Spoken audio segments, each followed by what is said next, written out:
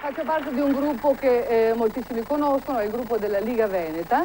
È un gruppo che vota per mandare tutti i meridionali fuori dalla Sicilia, perché quelli del nord devono fare le vacanze, cioè o ci sono loro o ci siamo noi, no?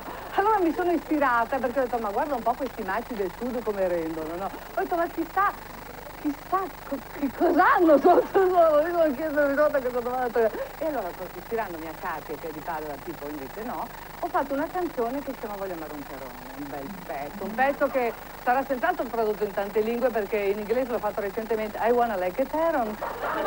E questo pezzo, io ho una voce che è bellissima, guarda, io non so se ve l'ho detto, ma io ho cominciato come cantante, era nel periodo in cui c'era la Passera di Verona, Gigliola Cinquetti, poi c'era la Mascella Bella e poi c'era quella cantante bravissima, quella che faceva è lui, è lei, è lui, è lui, vado avanti, è lei, aspetta, è lui, aspetta un momento, devo fare la battuta, è lei, è lui, è lei, ha fatto un pullman, non l'abbiamo più vista per 9-10 anni circa. Bel periodo anche quello. E allora con questa voce bellissima alla Katia di Ciarelli vi farò ascoltare Voglio amare un terrone.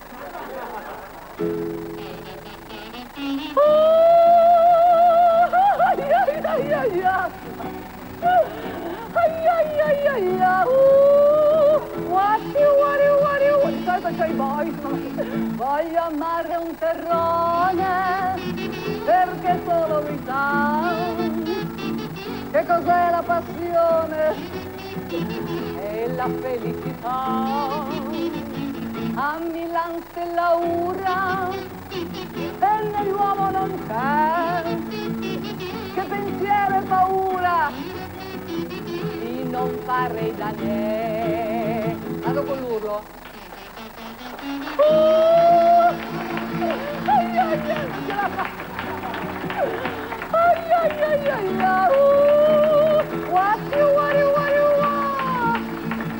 Ho avuto un giramento e per l'amore non c'è più tempo, una botta e via senza un lamento, non c'è speranza per te che chiedi qualcosa in più. Lui, quello del nord, lui si è girato già per dormire e a te non resta che immaginare un primitivo senza orari che non si segni sui calendari. Alla domenica la partita, il tennis, il nuoto e la gita e la perenne riunione in vita che fa il solito. Anche qui sta morendo. Vado. È il mio strumento.